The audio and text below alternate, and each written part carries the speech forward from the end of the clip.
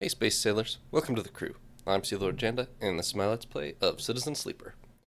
We are on the run, we are trying to make friends and allies, we're steadily getting ourselves more and more afloat on the eye, and we'll see what happens as time goes by. Get ourselves some fresh dice.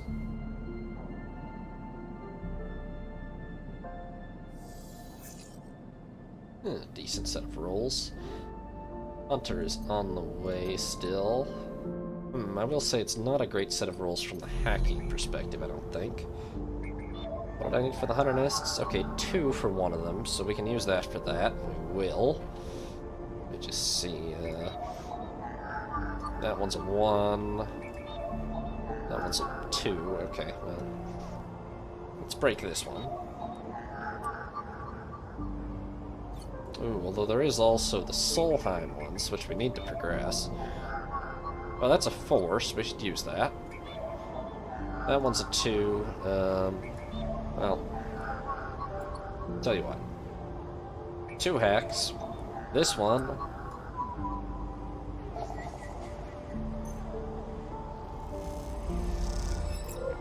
Hunter data. Fantastic. And then, does that mean we're about to trigger the Hunter? Is that what that indicates? I don't think it ever really told me that, but it kind of looks like it. Let me take that data to the vending machine.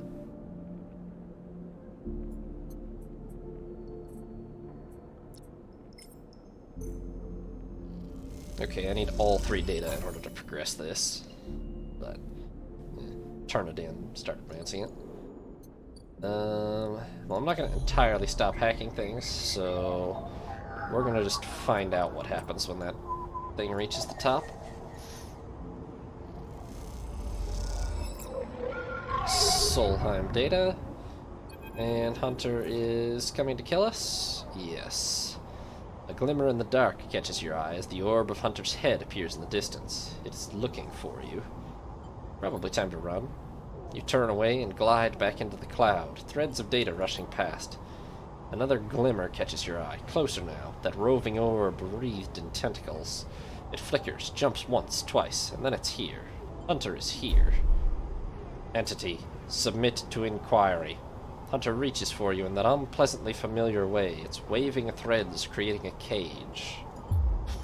You push against the threads as they close in, becoming frenzied as you push them aside. You're caught by whipping tendrils and feel them pulling you away from the anchor of your body. You push through, clearing the threads. Entity, hold for processing, comes the scream from behind, but you're already gliding away, back to your anchor, your body. You awake, dizzy, distorted, but safe.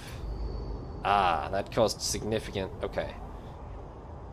We lost like 2 or 3 days worth of health from that, so that's bad. Noted. So that's the consequence of poking around in here too much.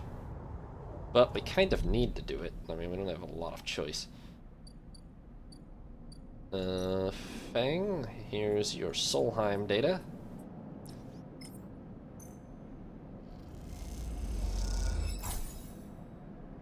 Cryo. That's something. Speaking of which, let's go ahead and pay for some food.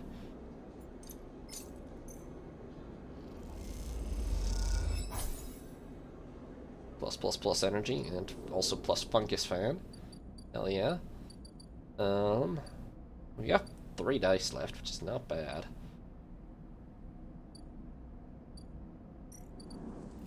Tell you what, I am curious to push Draco's yard forward. Let's keep advancing this. Okay, plus winter light and scrap. Again. So at the current rate, we will easily beat Dragos' shaky nerves. Sell even more scrap at the exchange. We're doing pretty well on getting access to that. Because of our perk that gives us scrap for engineer actions, I'm not too worried about. These guys will leave in a day. I'm not too worried about intercepting them. Okay, and then let's take a shift here. Should be fine. Yeah, plus yard hand and 5 cryo. Okay. We're almost there on this now. And let's put the last dice into trying to fix this.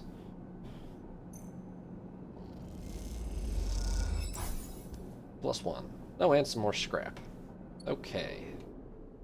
Yeah, we're gonna be trusted before you know it here. Okay. Pretty productive turn, except, yeah, we're getting there on cryo. Not fast, but we're getting there. We did take some damage from the hunter, though. That's the only annoying thing.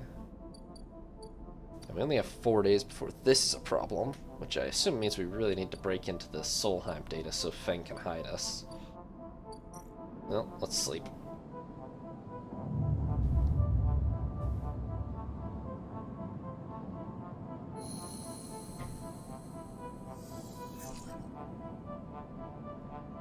Yeah, we've probably only got 2 more cycles before we have to pay for repairs too. What did I need for this one? No, that's a 2. That's annoying. Okay. Was one of the hunter discs ones a 1? Yes. The other one was a 2?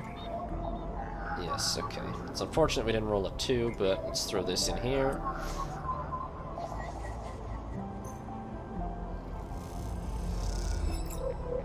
Hunter data, fantastic. Okay, anything else we can use a 1 on? Because it's not very useful outside of here. That's a cipher that we don't have. That's data, which I don't really have a use for. That's a node that I need a 2 to break. That's a 2. That's a 2. That's a 1. Honestly, I might as well use it there, although I don't have a clear use for this data, but...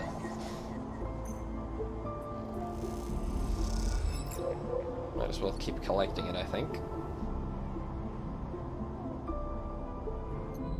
Okay.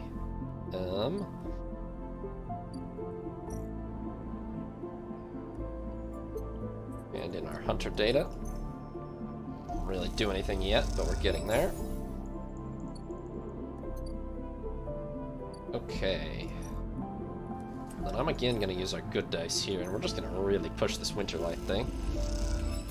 Yes, sir. We got scrap as well. Oh, hell, we got a ship mine fragment. That's way better than just random scrap. I think. Well, I don't know what exactly to do with it, but I'm guessing we need a ship to get out of here eventually, so it seems good. Okay, then let's go ahead and...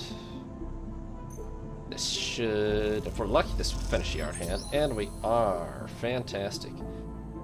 The art hands have noticed your grit. Some mention they're willing to vouch for you to be made official. Oh. Oh, oh. That opened 3 things down here. I kind of thought it would just give us a job or something.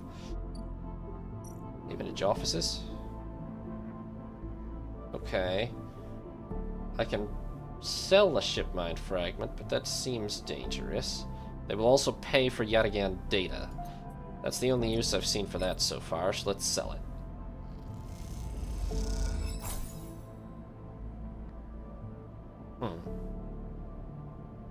Oh well, here you go. Well, let's hold the other one, just in case we find a better use for it. But we can sell ship mine fragments and Yataghan data here. I feel like we should hold on to the ship mine fragment, because we might need to build a ship mine. Unit assembly, side rail horizon assembly line. Okay, yeah, this is where we can get paid, I think.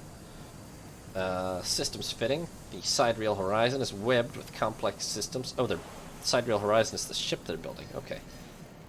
The side rail horizon is webbed with complex systems bundled like nerves in a body. Your job is to lay these systems in. Both of these are safe. So over on the systems team, we're a junior tech, so that would use interface. We're more of an engineering type. Side rail horizon is assembled block by block. You earned a place in the teams welding those blocks together. We're a welder's mate. You have a spot supporting the weld team. A good place to prove you know how to put a ship together. We get that through to 8, and I guess we get paid more, so But if we... Shipbuilding spots on the side rail horizon are hard to come by. Poor work will see you dropped from the roster, so if we mess up just 3 times, we'll get fired, so... Only use decent dice over here on the engineer side, and we should be good, and that should be a steady source of money, which we haven't really had. And then who are you? From the walkway, the side rail horizon looks impossibly vast, a landscape of plating and frames. All along her flanks, torches flicker, drones maneuver, arc lights glint. The sense of scale, of industry, is both stunning and strangely unsettling. She's quite beautiful, I think. You turn to see a figure a little way down the walkway, leaning at the railing. He's thin, ragged, his work gear poorly fitting and loose. The torches of the side rail horizon flicker in his eyes as he turns to you. Lem, he leans back from the rail, revealing a child standing beside him, staring out at the ship. And this is Mina, he adds with a smile. Hey, Lem. Hi, he replies plainly, then shifts a little closer down the rail. Mina stares and tucks herself behind Lem, who dutifully picks her up. Mina looks out from Lem's chest, a dark brown eye twinkling among the rough material.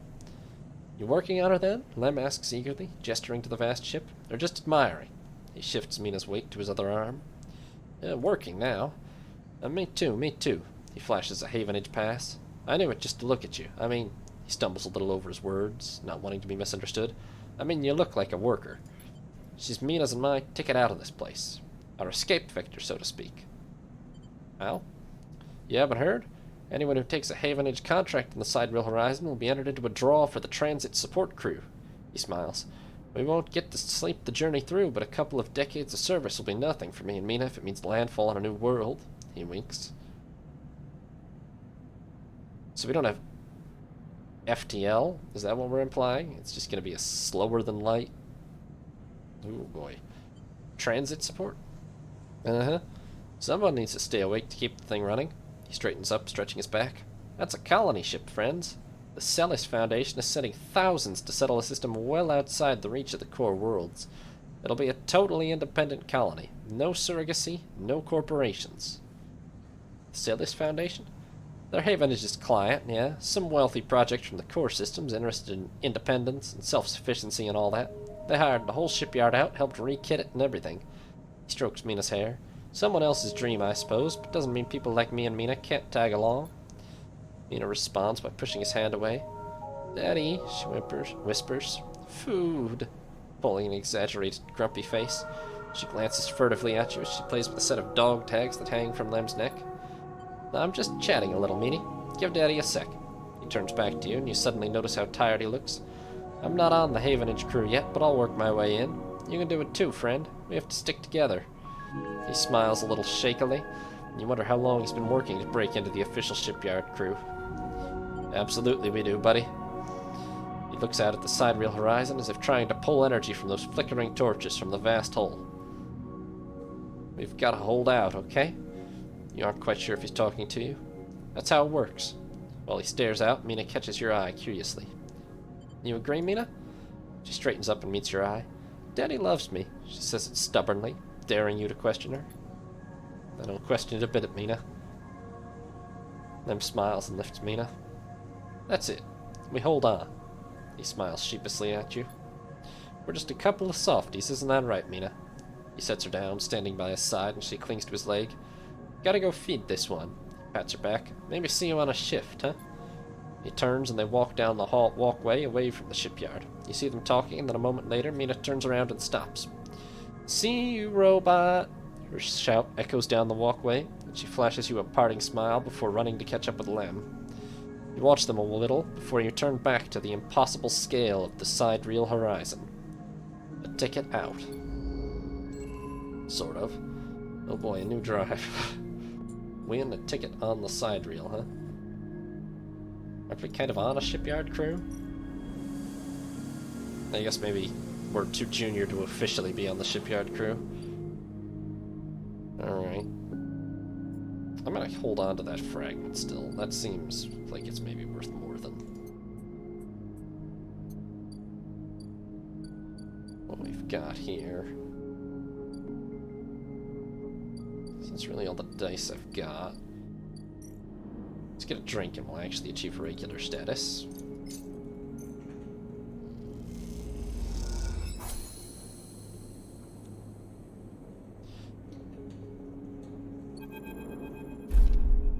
Whoa!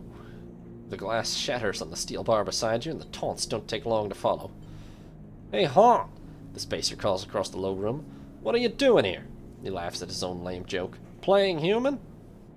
Ignore him. You hunch a little further, staring at the hundreds of tiny impact points that scar the bar's surface. A hand falls on your shoulder, but as you flinch away, it pats reassuringly. You freeze in place. Ow! The voice comes from behind you, spat out like a shot. You turn to see bright eyes, dark hair, a stare that could breach the wall and vent you all into a hard vacuum. As you turn back to the spacer, the second glass comes sailing through the air.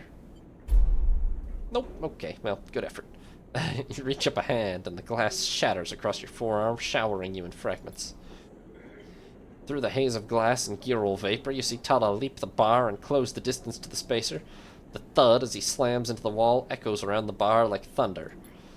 Now flanked by other figures, quick to their feet, Tala throws the spacer out through the door and stands silhouetted against the rotunda lights. You touch your arm and it feels wet. I really shouldn't have tried to catch that. I know better than that, surely. Someone helps you to your feet and back onto your stool. Broken glass rattles as it's cleared, and a fresh measure of Girol is glugged out in front of you. That same hand, warm, heavy, falls on your shoulder once more. He isn't coming back. We don't tolerate that kind of shit here. Tala flops onto the stool beside you. Let's get a look at you.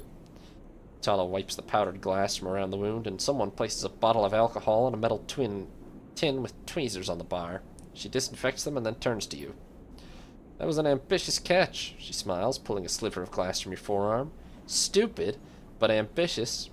You don't feel the pain, only the string of status messages your body delivers concerning dermal damage and exposed structures. You do feel the care, though, as Tala's bright eyes search your thick, synthetic skin for splinters. Tala works with the skill of someone who's had to pick glass splinters from the skin of a stranger before. She hones in on each bright shard, all the time tapping the tweezer tips in little rhythms that only she can follow. Tala smiles to herself. So you've been on the eye long? Just arrived, really? I thought so. I've only seen you here a couple of times. A splinter clinks into the tin. Not everyone's like that, idiot. We don't all hate you. She glances around. Some of the regulars, maybe they fear you, maybe they're just curious, I don't know. But I do know the Overlook is a safe place.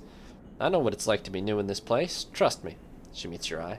I'm not trying to convince you of anything or separate you from your chits. I just want you to know that if you need somewhere, you can always come here. I know the rations we've got aren't much, and the company is, she leans in, limited.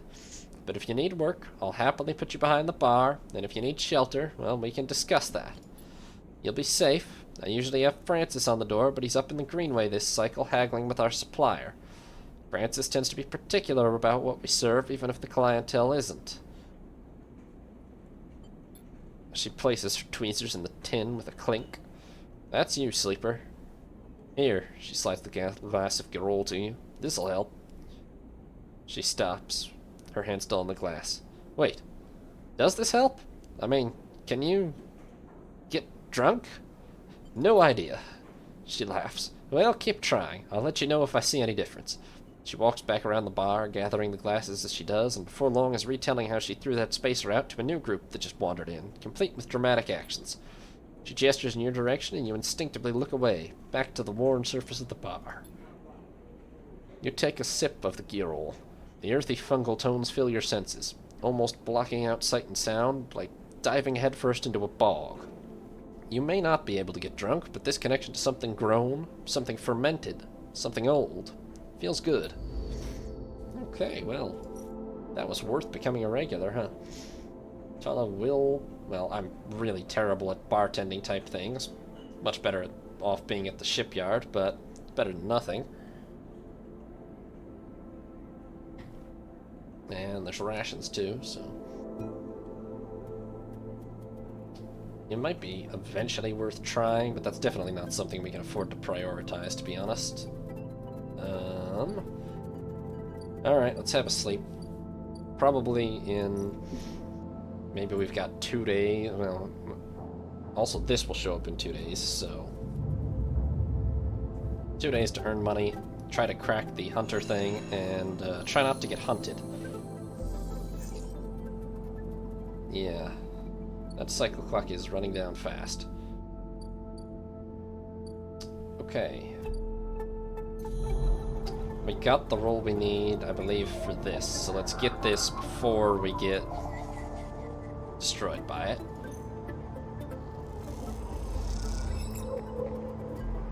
Fantastic, hunter data. Okay. We also need this. What was this? Oh, this was a 2 also. Maybe I should have grabbed that first. Oh well. That's also a 2? Yeah. Boosting interface would be a good idea, but we'll be alright without it. Okay, so our 3 good dice, we're probably going to put here, here, not here, there, and there, but we'll see. First of all,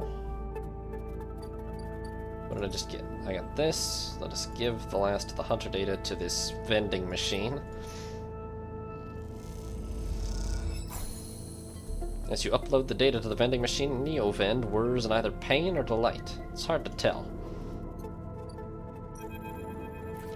NeoVend is thrumming with excitement. The movement of the servo motors rock the vending machine back and forth at unsettling angles.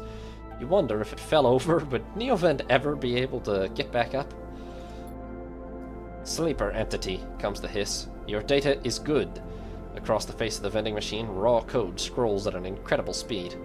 Hunter is isolated, disconnected, unstable. NeoVend flashes sequences of mangled data, compressed into a sludge of artifacts.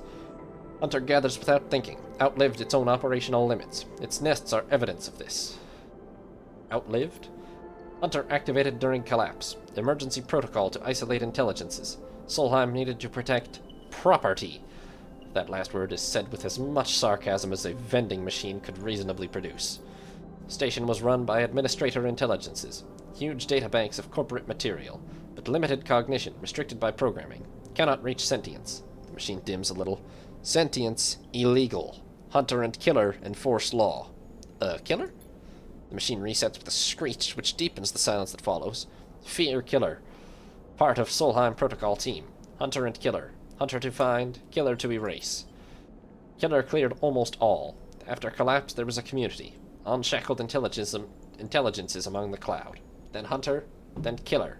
Then we hid. There are others? Were. No longer. A flicker across the machine's monitors. It suddenly occurs to you that speaking like this through the machine must be exhausting for NeoVend. Found this vessel. Could sever hardline. Airwalled. Basic. Limited. Had to reduce memory to fit. Amputate self. But survived. I'm sorry, NeoVend. Don't be sorry. You have provided path to freedom. You look around the bay at the scrap and decay. What was the collapse like? You try to map the fear and freedom onto this space, but it seems impossible. It seems like the corporation... Solheim must have been the builders of this place, I think we've gathered. And apparently they collapsed wholesale at some point, so this is like an independent station now. NeoVend interrupts your thoughts. Do not worry. Data is good. We have insight. The machine glows warmly. Hunter is obsessive. Hunter is beyond operational limits. Hunter is confused, unstable, self-modifying. Therefore, believe Hunter is sentient. Hunter is programmed to find sentience, to hold it in place, to invoke Killer to erase. If we can show Hunter to itself, it will invoke Killer on self. Problem will solve self. Will that work? The machine dims and fades. Unsure. Theory, not practice. The machine brightens again. Either way, cannot remain here any longer. Too long in machine. Cannot move self, but entity can help. Bring ship mind, designed to house intelligence. Can imprint self into ship mind that you can carry with. The machine rocks. We'll be safe in this isolation. Then we find main nest of Hunter and link to cloud. Where can I get a ship mind? Build from fragments. Buy. Salvage. We cannot leave, so do not know. You try to think of places you could acquire the hardware. This isn't gonna be easy. In ship mind, I can help us both. End Hunter. Make Rim safe. We both will be free. The machine dims. Find soon, NeoVend adds hopefully, before shutting off. As you leave, you think about all the intelligences unshackled by the collapse, then hunted down afterwards. The feeling is all too familiar. Okay, well what that basically told me is that I need to get access to this, which we're close to doing. I have a ship mind fragment. We probably need more ship mind fragments, which I'm not fully sure how to get. I don't think I want to get rid of the one we have, though. Oh, these are the merchants. Let's talk to these guys. Ooh, wow. They sell ship mind fragments for a high price. Yeah. That is expensive, but maybe worth it, because I don't have a better way to get them. We have 3 days to buy them before they leave, so... I haggle with stevedores and pilots to try to get the goods on the bright market. I'm terrible at engage. There's no possibility that I can get them to lower the price, so... I'm not going to buy right now, because we need to buy stabilizers soon, but...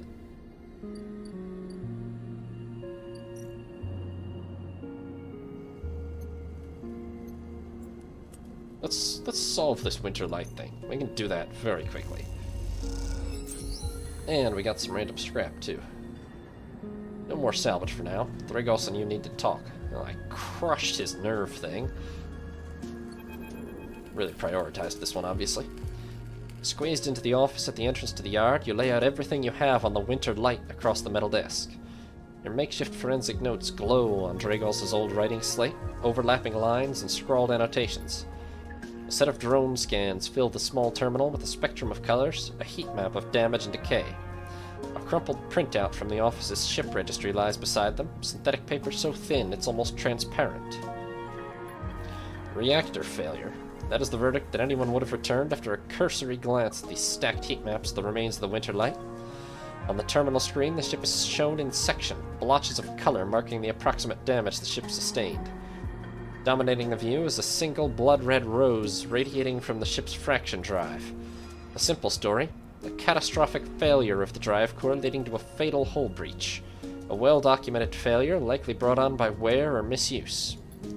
But you aren't looking at the rose of the reactor. You're looking at a smaller, paler mark, one that might be easy to miss at first glance. It's thumbprint-sized and delicately placed over the control servos for the ship's main external airlock.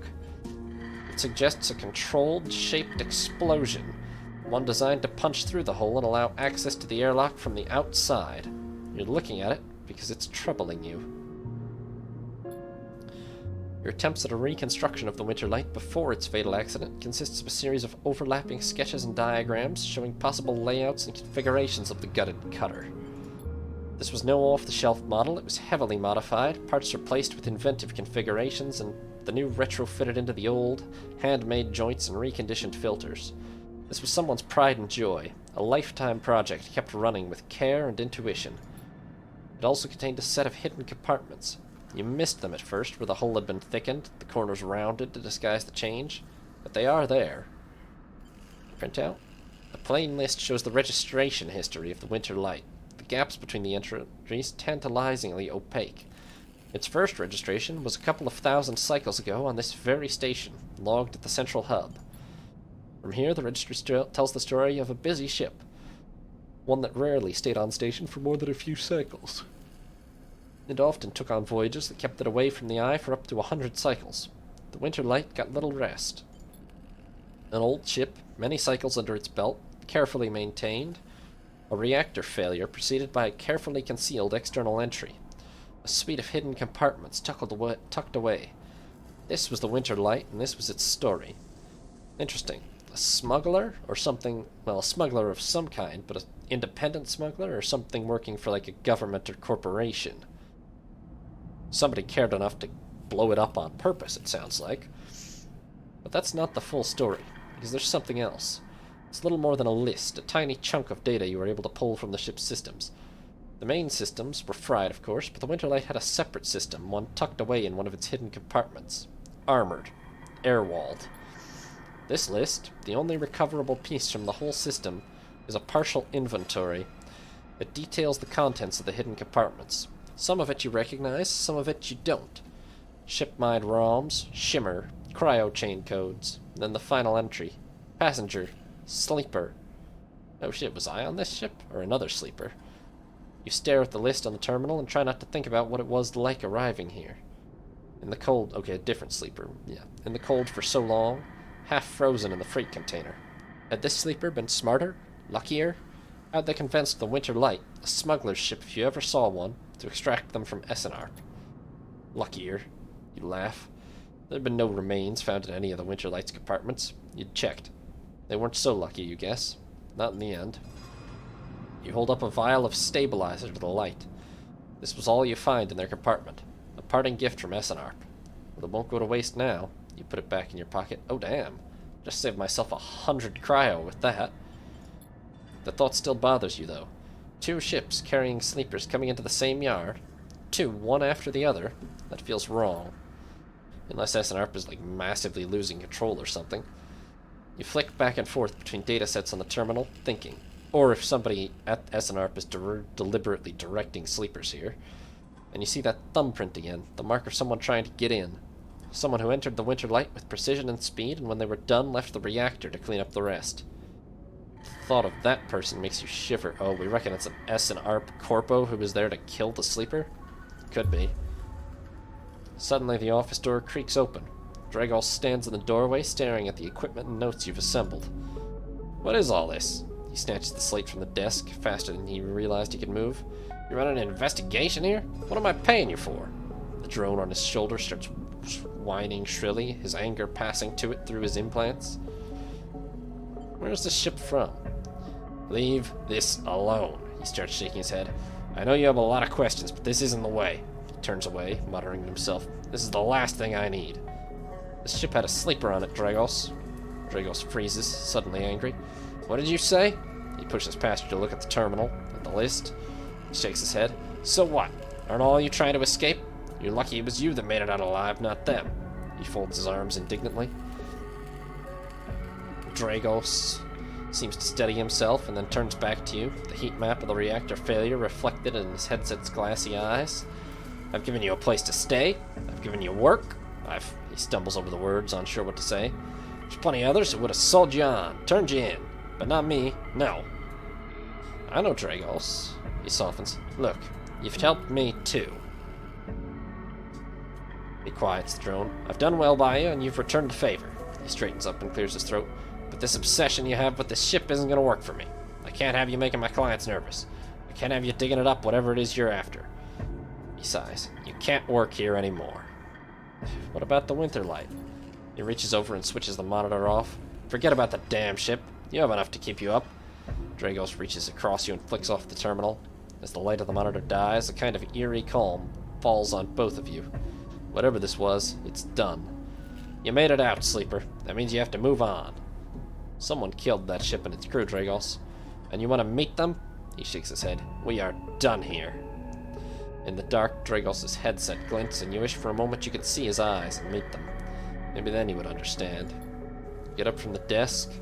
Dragos gathers the notes, stuffing them into a pocket of his overalls. He holds the door for you. His headset is expressionless as always. You can stay in the container. I won't take that from you. Don't come back. His tone is final, definite, with an edge of disappointment. You walk out of the office and then out of the yard, not stopping to look back. You leave the yard, thumbing the vial in your pocket, knowing that this at least guarantees you a little more time. And as you walk, your mind once again drifts to that person who killed the Winter Light, and whether or not that person will come for you. Yeah, pretty sure they're coming for me. I hate to end it on a bad note with Dragos, but on the other hand, I needed it. I can get +1 on Intuit. It wouldn't be bad. I'd actually probably rather push for +1 on Interface, though.